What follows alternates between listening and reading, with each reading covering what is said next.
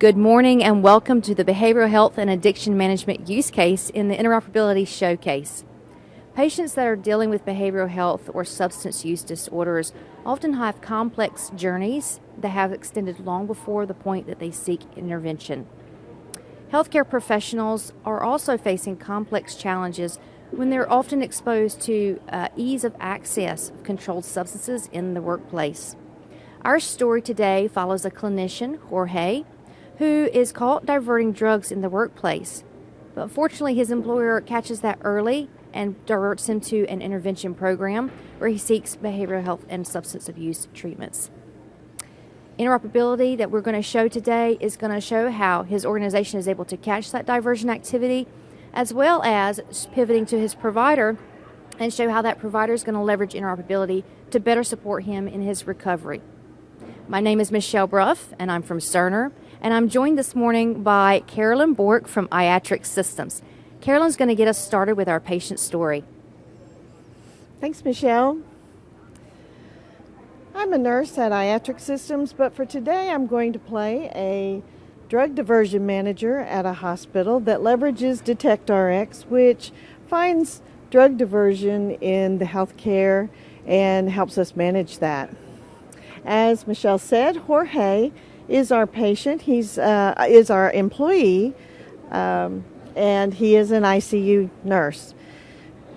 During his shift, he injures himself lifting a patient alone. He is seen in the emergency room and diagnosed with a herniated disc. The physician gives him a few weeks off from work, some gentle exercises to do, and some oxycodone. The oxycodone helps with his pain. The physician is ready to let him go back to work. Jorge's just not sure he can do it without it, but the physician thinks that he's had a good enough recovery. So Jorge goes back to work, and during his shift in the ICU, he feels like, I just can't concentrate. I really need something to help me manage. If I could just have some oxycodone, I could do my job better, and the hospital would like me to do that. So he goes down to the emergency room, and when no one is looking, he accesses the automated dispensing cabinet and takes out some oxycodone. He goes back up to his unit and takes the medication and does feel like, I can handle this now. Fortunately, our hospital has DetectRx, which takes files from multiple sources, from the EMR like Cerner, Epic, Meditech, as well as the automated dispensing cabinets like Omnicell and Pyxis, and also from the time and attendance systems such as Kronos and ADP. It takes these disparate files and encrypts them, and they are sent to our cloud-hosted application. Once there, our application uses AI and expert written rules in order to find events, med events that may be drug diversion. So in this case, it has found that there was activity in the emergency room for an employee that was scheduled to work in ICU that day. It also found no med administration after that dispense. In my hospital, we have defined some settings that's available in DetectRx, an advanced virtual assistant called Ava. For high-risk events that we have defined, it will send notification to our overhouse supervisor. When the overhouse supervisor gets that notification, she clicks on a link and she's brought to this questionnaire, and it's very short. We don't want to take a lot of their time. Typically, they can just find out whether there was a reason for Jorge to be in the emergency room to care for this patient. And if she knew of having to pull him down there to help out during a busy time, she could just click on that and say, yes, this isn't a diversion. And then Ava, our virtual assistant, will have opened and closed that investigation. But in this event, she's going to click on there and say, no, this may be a diversion. It needs further investigation. So when she files that files back into our system, into the investigation that Ava has opened. My drug diversion team then gets busy, and we start looking into many different things. We have the manager complete a behavioral checklist, a risky behavioral checklist. We're able to upload any documents that we use during this investigation. We're able to document our notes in there so that we're all collaborating in the system and we know what each other's doing. So we come together and decide, has this employee done this type of behavior before? So in the system, we're able to look back and see what type of events he has had. This is our event that we have found today. We do see that over the past year, there's only been one other event, but that was insulin that was dispensed and administered without a glucose measurement. This is not looking for drug diversion. This is actually an additional feature of DetectRx that lets you monitor med administration non-compliance. So this helps with measures like core measures, state certification, and joint commission. So we determined, okay, he's only done this one activity. So we decide we're going to interview Jorge. When we confront him, he does admit, I did take it. I just can't deal with this pain. I feel stressed.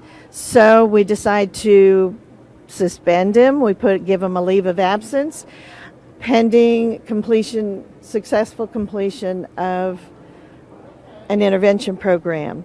So we then sent him to Michelle, his new provider. Thanks, Carolyn. As Jorge's new provider at the Behavioral Health and Substance Abuse Clinic, where he'll be participating in that intervention program, one of the first things I want to do is understand a little bit more about him as a patient, what his patient journey's been like, and how he's come to seek treatment. First thing I want to understand is what his controlled substance prescription history looks like. Where did he get them from? How long has he been using them for? What I'm going to be able to do is access the state Prescription Drug Monitoring Program's database, or we just call it PDMP. Before, I would have had to go to the website, log in, search for the patient, and then review the information. But when I'm leveraging Cerner's enhanced PDMP, I'm able to access that same information right from within my workflow. There are a few pieces of information in here that are really helpful for me, but for today's purposes, I'm just going to focus on a couple. The first thing that I have here are some risk scores. Now, keep in mind when you're looking at these that the maximum value on these is 999. These scores are calculated based on the number of active controlled substance prescriptions, his prescription history, number of different providers, and the number of different encounters. This has allowed us to take all that subjective information and present it in a more objective format to help me assess what risks Jorge has related to the controlled substance use. Of note, we have a higher score for narcotics, and we also have a 400 for overdose. That's not negligible, so I want to keep that in mind as we're thinking about that treatment plan. One other piece that I want to point out for us this morning is this graph here. This is allowing me to orient to how many scripts Jorge has and what the frequency is, how recent they've been. I have a few different options for filtering out if, say, Jorge had a peppered history of controlled substance prescriptions, possibly for totally legitimate reasons. But I'm happy to see I really only see one here, and I want to understand what that is, so I'm going to click on it.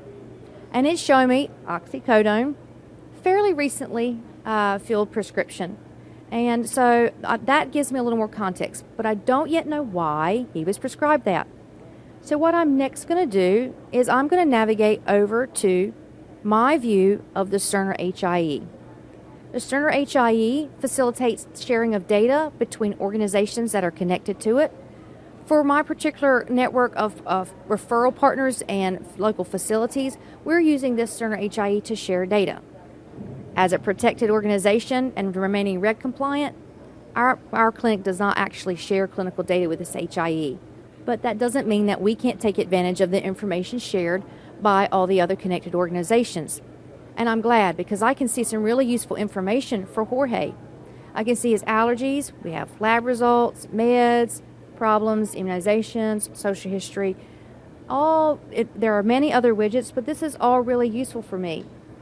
This information is coming from the documents and messages that are shared by the providers that are connected, and the HIE parses that information out and groups it together into light clinical concepts. Now, as a user, it's really important for me to see those meds right at the top, as well as the problems, and I also like to see that social history near the top. Two things stick out for me. I see an OxyContin prescription right there. That's great. That makes sense because that's what I saw in the state database, February 11th. I also see a low back pain diagnosis, February 11th, both from the same provider. I'm starting to get a little better idea of what's going on with Jorge. It's not the complete picture, so I'm going to want to sit down and talk to him about that. This is a great start. Over the coming months, I'm able to continue to use interoperability and use these solutions to be able to continue to monitor for any new controlled substance prescribing history via the state PDMP. And I'm also able to monitor to make sure Jorge is getting the support he needs in other care locations to resolve that chronic back pain, potentially actually the persistent back injury. I'm happy to report that after a few months, Jorge has successfully completed his intervention program. I think he's ready to go back to work, so I'm going to refer back to Carolyn. Thank you, Michelle. We are happy to have Jorge back to work and to help support his recovery, because he still is going to need to be careful, and he's going to have a lot of access to controlled substances. In the DetectRx system, what we're going to do is elevate his user weight, and what that ensures is that anytime any type of risky behavior occurs, when the system detects potential drug diversion, even if it's a low risk, it's going to give a little extra weight to it and ensure that an AVA notification goes out, and it will also elevate the event in my dashboard so that I can pay attention to it. When I log in each day to look into what has happened over the past day, I like to look at the things that are scored higher. So we don't see Jorge on there, and that is a good thing. So interoperability has helped my hospital identify drug diversion and helped us investigate it using DetectRx, and interoperability has also helped Jorge's providers maintain visibility into his journey towards recovery using Cerner's enhanced PDMP and HIE. Thank you for attending. If you have any questions, please let us know.